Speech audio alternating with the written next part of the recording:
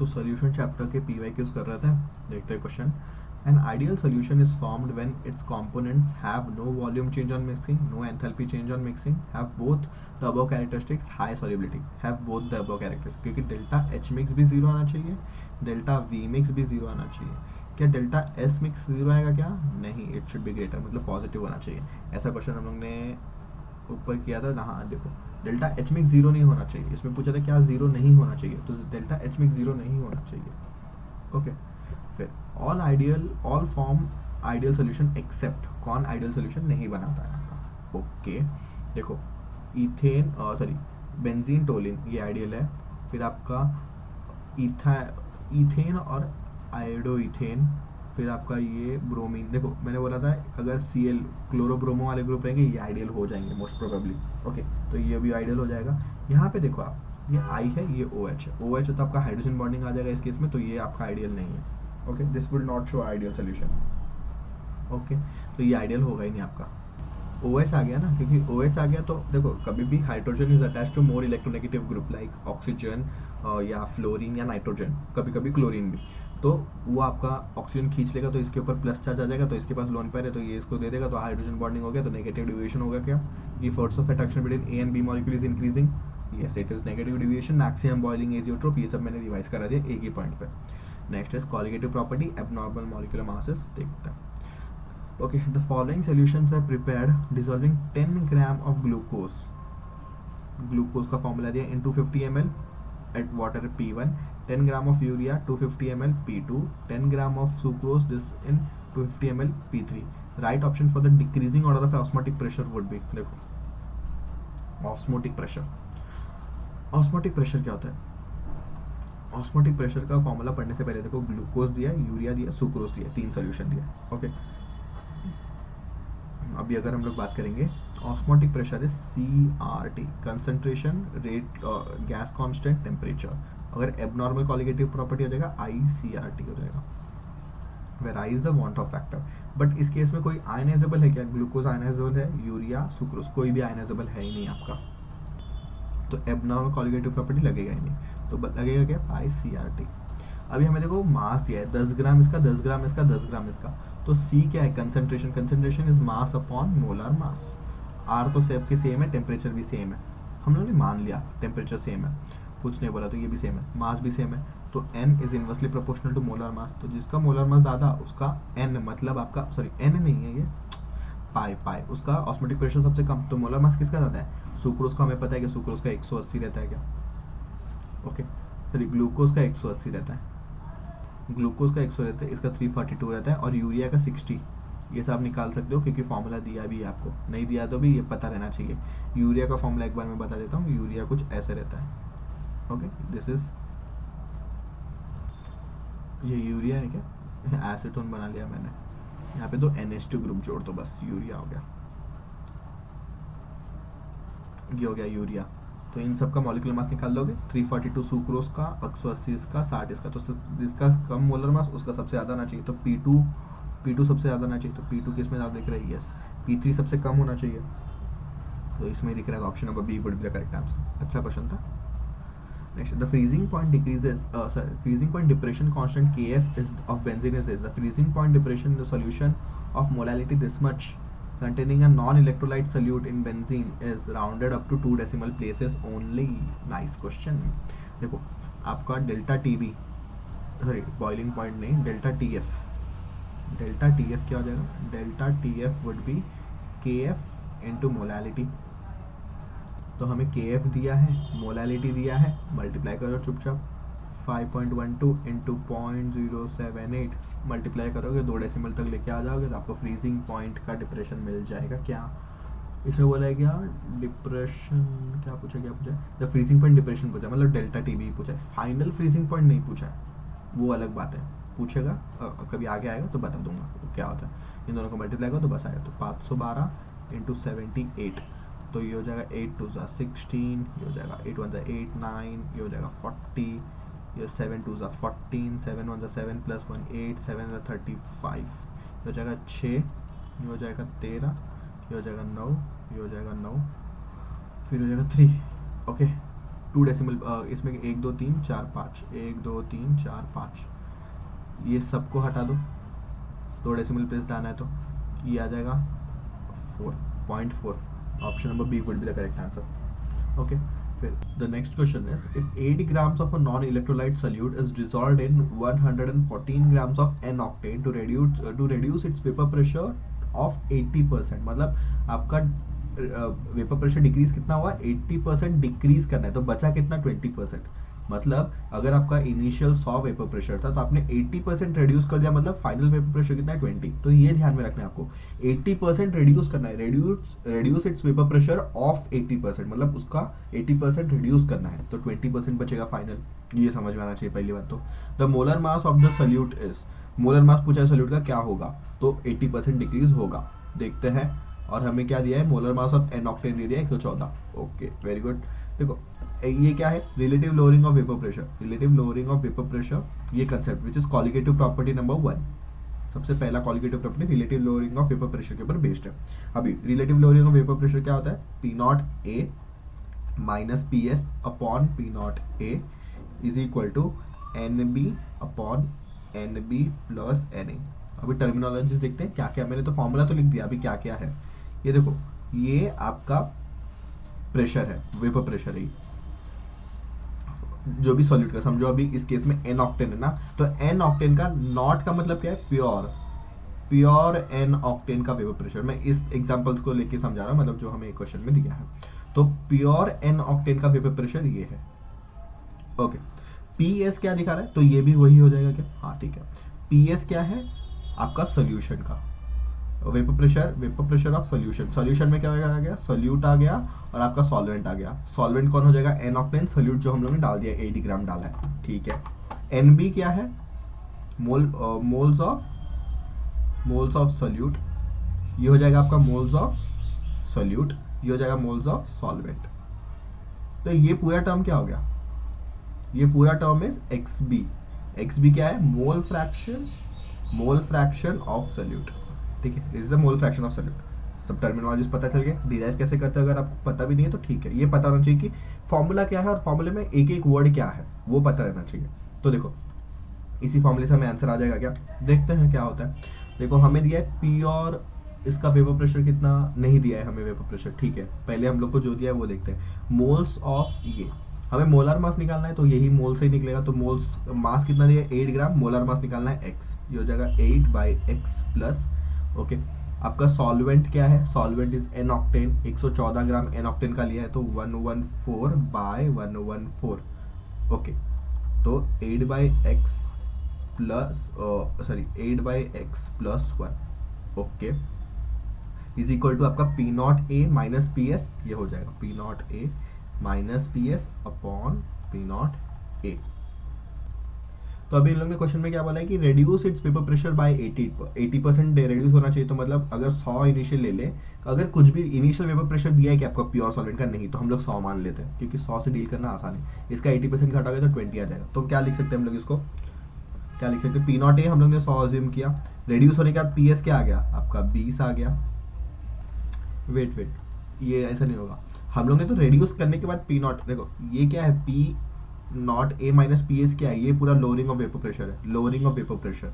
और उसका इनिशियल के साथ निकालेंगे तो वो relative lowering of vapour pressure रहेगा, वो टर्म ये सिग्निफाई करता है. तो हम लोग ने पहले 100 था, उसमें से 80% घट गया, अभी कितना बचा 20, तो ऊपर 20 आएगा. पी एस क्या हो जाएगा 80 हो जाएगा आपका, क्योंकि 80% घट गया ना, तो फाइनल वुड बी 20. और इनिशियल पी नॉट है तो हम लोग ने 100 अज्यूम कर ही लिया है. इस साइड क्या हो जाएगा, देखो यहाँ पे 8/x अपॉन 8/x प्लस 1. यहाँ पे आप देख सकते हो, आप इसको सॉल्व भी कर सकते हो पर अप्रोक्सीमेट भी कर सकते हो. कैसे, यहाँ पे कुछ मेंशन किया है कि डाइल्यूट यूलेट सॉल्यूशन, नहीं, अगर मेंशन नहीं किया फिर भी हमें दिख रहा है कि देखो 8/x नीचे कुछ भी आए तो ये टर्म तो 1 से छोटा होने वाला है, थोड़ा सा. ओके, 8 तो आने नहीं आ रहा क्योंकि ऑप्शन में 8 दिख ही नहीं रहा है, उसका मोलर मास तो 8 होगा ही नहीं. तो ये 8 से छोटा यहाँ आना है. और सॉल्वेंट का मोल फ्रैक्शन क्या है, सॉरी मोल्स कितना है 1.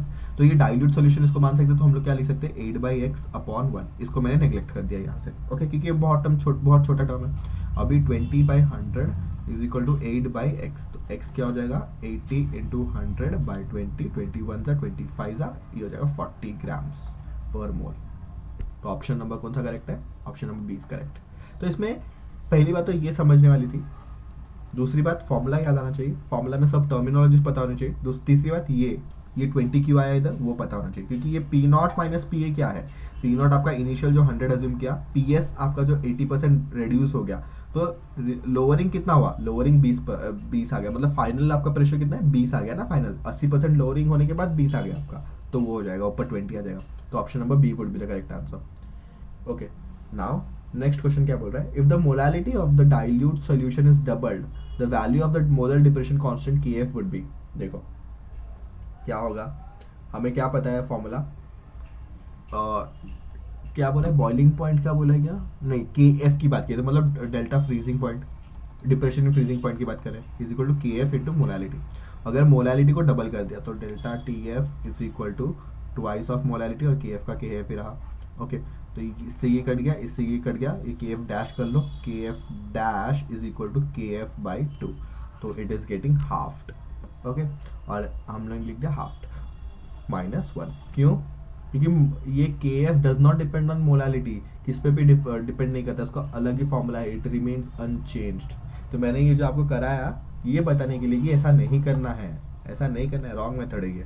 ओके, तो इट रिमेन्स अनचेंज। के एफ मोलालिटी पे डिपेंड करता ही नहीं, उसको डबल करो ट्रिपल करो कुछ भी करो, वो डिपेंड ही नहीं करेगा उसके ऊपर, अनचेंज रहेगा।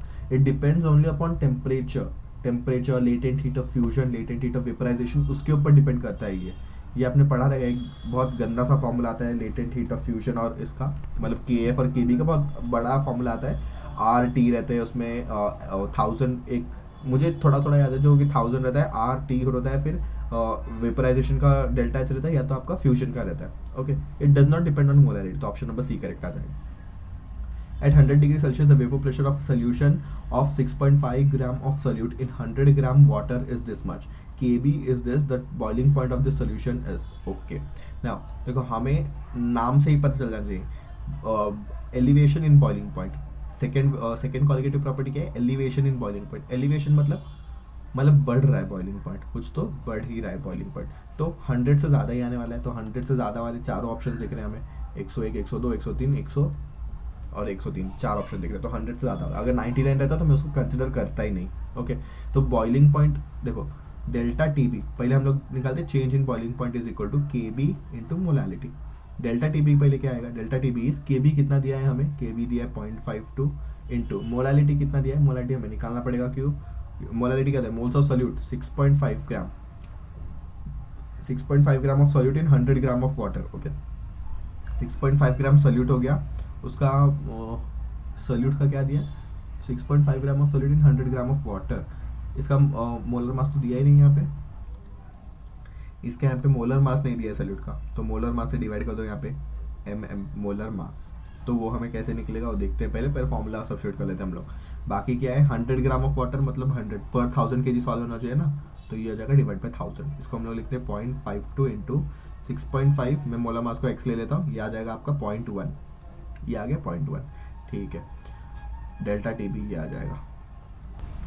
देखो आपको ये मोलर मास निकलेगा तो डेल्टा टी बी निकल जाए, डेल्टा टी बी से बॉइलिंग पॉइंट आ जाएगा। पर ये मोलर मास निकलेगा कैसे? इन लोगों ने दिया है ये पूरा सोल्यूशन, थोड़ा रफ कर देता हूँ देखने के लिए क्या क्या की पॉइंट्स उठाने पड़ेंगे इसमें से। देखो 100 डिग्री सेल्सियस पे है vapour pressure of the solution, 6.5 gram solute, 100 gram water, 732 है। ओके, नॉर्मली वेपर प्रेशर कितना होता है? 760 mm। इसका कुछ घट गया है, क्यों? क्योंकि हम लोग ने उसमें 6.5 ग्राम सोल्यूट डाल दिया, तो ये relative lowering of vapour pressure आ गया क्या इसमें? Yes, relative lowering of vapour pressure आ गया। तो नॉर्मली होता है 760, बट उसमें हो गया 732। ओके, सोल्यूशन का तो घटा कितना वो हमें देखना है, ये घटा कितना वो हमें देखना है। तो देखो बी इधर आएगा 760, again it would be NB upon NB plus NS, मतलब NB मतलब N सोल्यूट और ये सॉल्वेंट। अभी क्योंकि डाइल्यूट सोल्यूशन है, देखो ये 6.5 ग्राम है, ये 100 ग्राम है, तो बहुत ही ज़्यादा वाटर है, तो इसको नेगलेक्ट कर दो, NB अपॉन NS। ये 760 माइनस 732 कितना हो जाएगा? ये 10 गया 8, ये हो जाएगा 5, ये हो जाएगा 2, 28 बाई 760, 28 बाई 760 लिख दो इसको। मोल्स ऑफ सोल्यूट को क्या लिखते हैं? मास कितना दिया? 6.5। मोलर मास हमें निकालना है, जो कि हम लोग ने एक्स अज्यूम किया है। सॉल्वेंट का कितना मास है? सॉलिड का मास है 20, मोलर मास है 18, इसका भी मोल्स मिल गया। तो अभी सिर्फ सॉल्व करना है, तो x मिल जाएगा। x क्या आ जाएगा आपका, देखो पहले सॉल्व कर लेते हैं। 28/760 is equal to 6.5/x into 100/18, फिर x would be 6.5 into 18/100 into 28/760। ये हो गया आपका x का वैल्यू। x के वैल्यू को उठा के डायरेक्टली इधर रख देते हैं हम लोग, तो इसमें ही कैंसिलेशन कर लेंगे एक साथ। TB क्या आ जाएगा 0.52 इंटू पॉइंट, ये 6.5 है, इंटू 6.5, नीचे 0.1 है और x का वैल्यू भी नीचे सब्स्टिट्यूट करना है, तो 6.5 18 760, ऊपर आ जाएगा 100 और ये आ जाएगा 28। 6.5 से 6.5 कैंसिल, इसको मैं 0.52 मतलब इसको मैं हाफ कंसिडर कर लेता हूँ, 1/2 कंसिडर कर ले उसको। फिर ये 0 से 0 गया तो क्या बचा ऊपर, ये हाफ नीचे आ गया, ये 10, ये 28, ये 0.1 और यहाँ पे 18 इंटू 76। ओके, और क्या कर सकते हैं हम लोग इसको, इसको यहाँ पे लो 10 मान लो, ये हो जाएगा 5 इंटू 10 50, 28, 75 एंड 18, यहाँ पे मैंने 75 एज्यूम कर लिया। 5 15 ज़ा एंड 5 10 ज़ा, फिर 2 से डिवाइड करते रहो इसको भी, 2 ज़ा 9, ये आ जाएगा आपका 14। अभी क्या बचा 9 14 15 इंटू 19, क्या आएगा ये, तो यहाँ पे आ जाएगा 140 ऊपर, ये 15 9 से होता है 135, तो अप्रॉक्सीमेटली 1 पॉइंट कुछ आ जाएगा, क्योंकि 35 थोड़ा सा ही बड़ा है, 140 थोड़ा सा ही बड़ा है 135 से, तो 1 पॉइंट कुछ आ जाएगा। अभी डेल्टा टीबी को हम लोग क्या लिख सकते हैं, डेल्टा टीबी क्या होता है, एलिविएशन इन बॉइलिंग पॉइंट, मतलब बॉइलिंग पॉइंट आपका माइनस आपका बॉइलिंग पॉइंट नॉर्मल वाला, नॉर्मल बॉइलिंग पॉइंट जो कि 100 डिग्री सेल्सियस होता है, इज इक्वल टू आपका डेल्टा टीबी 1 पॉइंट समथिंग। ये बॉइलिंग पॉइंट आपका जो इस टेम्परेचर पे होगा that would be 1 point something plus आपका 100, तो ये हो जाएगा 101 पॉइंट समथिंग, अप्रॉक्सीमेटली करके 101 आ जाएगा, जो कि हमारा ऑप्शन नंबर 1 करेक्ट है। बहुत अच्छा क्वेश्चन है। मैंने यहाँ पे ये ट्रिक किया कि इसके मोलर मास को पूरा सॉल्व ना करते हुए ये वैल्यू डायरेक्टली सब्स्टिट्यूट कर दिया, तो 6.5 कैंसिल हो गया, फिर बहुत सारे अप्रॉक्सीमेशन करके 1 पॉइंट आ गया, जो कि हमारा आंसर करेक्ट भी है। ओके, इतना अप्रॉक्सीमेशन हम लोग अज्यूम करते ही कि नीट वाले को टाइम नहीं है, जेई वाले की तरह नहीं कि एक सम को 15 मिनट दोगे और 10 क्वेश्चन कर लोगे तो आपको IIT मिल जाएगा ठीक से, ये नहीं होता है इसमें स्पीड भी एक्यूरेसी चाहिए, तो आपको इसमें असम्पशंस तो करने ही पड़ेंगे और अप्रॉक्सीमेशन करने ही पड़ेंगे। Which of the following electrolyte has the same value of water factor as that of Al2SO3, Al2SO4 3 if all are 100% ionized? पहले तो Al2SO4 थ्राइस का हम लोग वाटर फैक्टर निकालते हैं। Water factor is number of ions. Okay, तो कितना हो जाएगा, 2Al प्लस बाहर निकलेगा और ये 2Al+3, हाँ ये चार्ज रहेगा, ये जो सफिशिएंट दिख रहा है वो चार्ज पे चला जाएगा, ये यहाँ पे चलेगा और ये इसका नंबर रहेगा, तो 2Al+3 रहेगा और 2SO3 2 माइनस रहेंगे, नहीं 3SO3 3 होंगे 3SO4 2 माइनस होगा। ओके, ऐसा कुछ होगा आपका। तो कितने दिख रहे हैं, 2 3 5 वाटर फैक्टर किसका होगा वो देखते हैं अभी हम लोग। तो 5 वाटर फैक्टर कहाँ देखने मिलेगा, देखो यहाँ पे 3K+ है और ये एक 4 हो जाएंगे, तो 4 नहीं होगा, इसमें 4K+ निकलेंगे और ये एक निकलेगा, ये 5 हो सकता है। यहाँ पे एक Al निकलेगा और ये एक निकलेगा, तो ये भी नहीं होगा। K2SO4 का 2K और ये 3 हो जाएगा, तो option number C would be the correct answer. इसमें 5 मॉलिक्यूल्स निकले, तो वाटर फैक्टर इन दोनों का इक्वल होगा। Okay, the boiling point of 0.2 मोल पर kg solution of X in water is greater than the equimolar solution of Y in water. Which of the following statement is true in this case? Molar mass of X is greater than Y, molecular mass of X is less than Y, X is undergoing dissociation in water, X is undergoing dissociation in water, Y is undergoing dissociation, X undergoes no change, X is undergoing dissociation in water. कैसे find out करना है, statement based question है, आपको formula निकालने की जरूरत नहीं है, न्यूमेरिकल वैल्यू कोई नहीं निकालना है। ओके, तो देखो कैसे करना है। इन्होंने बॉइलिंग पॉइंट ऑफ 0.2 मोल पर kg, ओके 0.2 मोल पर kg of solution of x और y का मोल सेम दिया है। देखो डेल्टा टीबी क्या होता है, डेल्टा टीबी फॉर x अगर लिखेंगे हम लोग तो क्या हो जाएगा, kb इंटू मोलालिटी हो जाएगा आपका।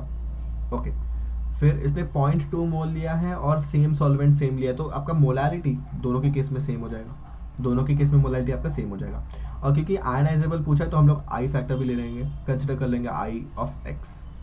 के b is the property of, it is the property of solvent. Okay, क्योंकि दोनों का सेम ही सॉल्वेंट है इन वाटर, दोनों का वाटर में ही है, तो सेम सॉल्वेंट है तो के बी भी सेम हो जाएगा। तो delta T b of X अगर इक्वल हो जाएगा delta T b of Y. Okay, boiling point is greater than this. Okay, देखते हैं तो delta T b of X is greater, equal नहीं है, ग्रेटर है। कैसे बोल दिया ये, क्योंकि देखो यहाँ पे बॉइलिंग पॉइंट ऑफ एक्स हो जाएगा माइनस आपका 100 degree Celsius would be greater than boiling point of Y minus 100 degree Celsius. तो ये 100 कैंसिल हो जाएगा, तो T X is greater than T Y, ये तो हमें पता चल गया। तो इसीलिए ये स्टेटमेंट ट्रू हो गया। तो डेल्टा टी बी और डेल्टा टी एक्स इधर से ये आ गया, तो मैंने डायरेक्टली ये लिख दिया था, एक्सप्लेन करने के लिए वापस लिख दिया। तो डेल्टा टी बी की जगह पे हम लोग क्या लिख सकते हैं, आई के B I x, K b तो सॉल्वेंट का ये तो सेम ही रहेगा, मोलालिटी हमें दिया है सेम ही है, यहाँ पे इज इक्वल टू नहीं ग्रेटर, क्योंकि ये ग्रेटर साइन हम लोग ने अभी डिराइव किया। ये हो जाएगा i Y K b and M Y. K b तो सॉल्वेंट प्रॉपर्टी है, कैंसिल। एम एक्स सेम है क्योंकि एम एक्स मतलब molarity of X and Y are same because 0.2 mole इसका लिए, वाटर भी सेम ही है, खाली इन लोग ने यही पूछ लिया। ओके, इक्वीमोलल है, इक्वीमोलल, तो ये दोनों कैंसिल हो गए। तो क्या मिला हमें, I X is greater than I Y. तो आई ग्रेटर कब होता है, I is greater in case of dissociation, I ज़्यादा होता है in case of dissociation, one से ज़्यादा, and I is less than one in case of association. तो ये भी पता चल गया हमें, एक्स इज अंडरगोइंग डिसोसिएशन क्योंकि एक आई इसका ज़्यादा है। ओके, मोलर मास के, मॉलिक्यूलर मास के ऊपर हम लोग कुछ कमेंट कर नहीं सकते। Of the following 0.1 molars aqueous solution which one will exhibit largest freezing point depression, मतलब डेल्टा टी एफ किसका ज़्यादा होगा, उसको ज़्यादा होने के लिए देखो 0.1 मोलल दे दिया है, सबका 0.1 मोलल दे दिया है। आपका के बी एक कुछ नहीं पूछा तो चारों को सब एक ही सॉल्वेंट में ले लेंगे, के एफ मतलब उसका सॉल्वेंट का जो भी के एफ रहेगा, तो चारों के लिए सेम है तो के एफ भी कैंसिल। तो बचा क्या, किसके ऊपर कंपेयर करेगा, आई के ऊपर, आई, क्योंकि कुछ आयनाइजेबल हो सकते हैं, कुछ आयनाइजेबल नहीं होंगे, जैसे ये ग्लूकोज, ये आयनाइजेबल नहीं हो तो इसका आई हो जाएगा 1। तो इसका देखो इसने बोला है लार्जेस्ट, तो आई किस सबसे ज़्यादा जिसका होगा उसका भी डेल्टा टी एफ ज़्यादा हो जाएगा। तो देखो इसका 1 है आई, इसका 2 है क्योंकि 2 आयंस मिलेंगे, इसका हम लोग ने अभी किया था 5 आयंस मिलते हैं, इसका कितना मिलेगा, एक SO4 मॉलिक्यूल 2 के मॉलिक्यूल, तो 3 मिल जाएंगे। तो किसका ज़्यादा है, सी, अभी हम लोग ने जस्ट किया था, तो option number C would be the correct answer. The freezing point depression constant for water is this, freezing point depression constant मतलब K f. If 5 gram of Na2SO4 is dissolved in 45 gram of water, the freezing point is changed to this. Calculate the want-off factor of Na2SO4. Okay. अभी आप सोचोगे Na2SO4 is a salt. Okay, Na2SO4 salt है क्योंकि it is formed by NaOH and H2SO4. NaOH और H2SO4 ये base acid का reaction बन के सॉल्ट बना है, तो ये 100% आयनाइजेबल होगा, तो इसका क्या हो जाएगा, तो 2 Na+ आयन मिलेंगे हमें और एक SO4 2 माइनस। वाटर फैक्टर कितना हो जाएगा, 3 पॉइंट वाला कौन सा आंसर दिख रहा है, ये टिक कर दो और ये आपका हो जाएगा -1। क्यों, क्योंकि इन लोगों ने बोला है कि 100% आयनाइजेबल है, बोला है, कोई भी स्टेटमेंट किधर भी नहीं बोला है तो आप मान नहीं सकते, तो आपको मानना पड़ेगा ये डिजॉल्व नहीं हो रहा है, 100% आयनाइज नहीं हो रहा है, तो आपको नॉर्मल वैल्यू से निकालना पड़ेगा, क्योंकि इन लोगों ने डेटा इतना सारा दिया है तो आपको वो वैल्यू यूज़ करना पड़ेगा, शॉर्टकट नहीं लगा सकते आप। ओके, तो देखते हैं क्या बोल रहा है ये, डेल्टा टी एफ, क्योंकि फ्रीजिंग पॉइंट की बात हो रही है, तो delta T F is equal to आपका हो जाएगा K F into molality. K f कितना दिया है आपका, फ्रीजिंग पॉइंट कांस्टेंट, और इसमें आई भी आ जाएगा, इसमें आई भी आ जाएगा। अभी देखते हैं डेटा किसका किसका दिया है। The freezing point depression constant is this, मतलब के एफ का वैल्यू दिया माइनस, के एफ माइनस नहीं हो सकता तो इन लोगों ने दे दिया गलती से, तो 1.86, तो लिख दो 1.86। मोलालिटी क्या आ जाएगा, molality moles of solute, solute क्या है आपका, सल्यूट इज Na2SO4, उसके कितने मोल्स लिए, 5 मोल्स लिए, 5 अपन इसका मोलर मास कितना हो जाएगा, देखो सल्फर 1 है, सल्फर का हो जाए 32, 4 ऑक्सीजन है, 4 ऑक्सीजन का 64 हो जाता है, 2 Na है, 1 Na का मास कितना होता है, एक Na का 23 होता है तो 46 हो जाएंगे, तो ये हो जाएगा 10 12, ये हो जाएगा 9 प्लस 1 10, ये हो जाएगा 142 हो जाएगा इसका मोलर मास, 142। ये हो गया मोल्स ऑफ सॉल्यूट, कितने 45 ग्राम ऑफ वाटर, तो 45 डिवाइड बाई 1000 आ जाएगा इस केस में। ये हो गया मोलालिटी पूरा टर्म। आई फैक्टर तो निकालना है आपको, डेल्टा टीपी कैसे निकालोगे आप, देखो डेल्टा टीपी के लिए क्या दिया है हमें, the freezing point is changed by, ऐसा नहीं बोला चेंज्ड चेंज्ड बाय, चेंज इतने का हो गया तो 3.82 आ जाएगा डेल्टा टी भी। अगर बोलता है चेंज्ड बाय तो जीरो माइनस माइनस करके हम लोग निकाल देते हैं। चेंज्ड टू बोला रहा, चेंज्ड बाय बोला है ना, मतलब इतने से चेंज हो गया। चेंज टू बोलता मतलब इतने पे चेंज हुआ, समझ रहे हो मीनिंग। चेंज्ड बाय मतलब, चेंज्ड बाय का मतलब इतना, मतलब डेल्टा बता रहा है वो, डेल्टा टेम्परेचर या कुछ भी समझो 100 डिग्री है, उसका 200 डिग्री सेल्सियस हो गया अगर मैं बात करूँ वैसे नॉर्मली, तो इट इज़ चेंज्ड बाय 100%, या तो इट इज़ चेंज्ड बाय 100, ऐसा बोलते हैं। इसको ही बोलने का तरीका है, it is changed to 200, it is changed to, this substance is changed to 200, it is changed by 100। By 100 मतलब उसका डिफरेंस बता रहा है, 200 मतलब फाइनल वैल्यू बता रहा है आपको। तो हमें क्या दिया है, बाय मतलब आपको फाइनल, सॉरी आपको चेंज बता रहा है, तो चेंज ही तो चाहिए डेल्टा टी एफ, तो वो आ गया अपना। तो आई फैक्टर क्या हो जाएगा, wait, 3.82 is equal to 1.86 into 5/142, ये नीचे 45/1000 इंटू आई। कुछ कैंसिल हो सकता है क्या, यस, 1/9 हो गया यहाँ पे, 1/9 कैंसिल। अभी बाकी सबको बाजू में लेके सॉल्व कर लो। तो 142 इंटू 9 इंटू 3.82, नीचे क्या आ जाएगा 1.86 इंटू 1000। और कुछ बचा क्या, नहीं। तो इसको सॉल्व करते देखो, ये और ये वैल्यू आसपास के दिख रहे हैं, तो मैं 1.86 इंटू 2 करके देखूँ, 6 2 12, ये हो जाएगा 8 2 16, 1 17, ये हो जाएगा 2 1 2 3.72 आ जाएगा। तो अप्रॉक्सीमेटली ये 2 पॉइंट कुछ कुछ आ जाएगा, मतलब थोड़ा सा 72 और ये 82, तो 2.11 या 2.2 तक आ जाएगा। फिर इन दोनों को मल्टीप्लाई करके देखते हैं, 142 इंटू 9, 18 और 4 36 37, और आपका 9 1 9 और 3 1200। ओके, तो ये हो जाता है आपका 1277, मतलब 80 ले लो इसको, 1280 जीरो से ये क्या, ये दोनों ही आपस में थोड़े से, वेट, ये हो जाएगा आपका 128 ना, 1280, तो ये 1.2 इंटू 2, इसका ये करो तो आपको 2.4, तो 2.4 के आसपास, एकदम बहुत ही अप्रोक्सीमेशन किया, तो 2.4 से ज़्यादा आना चाहिए क्योंकि हम लोग ने बहुत कम कम वैल्यूज हम कर दिए। तो 2.4 से थोड़ा ज़्यादा क्या दिख रहा है, 2.63, तो option number B would be the correct answer. Okay, तो यहाँ तक देखते हैं, उसके बाद हम लोग सॉल्व करेंगे नेक्स्ट में।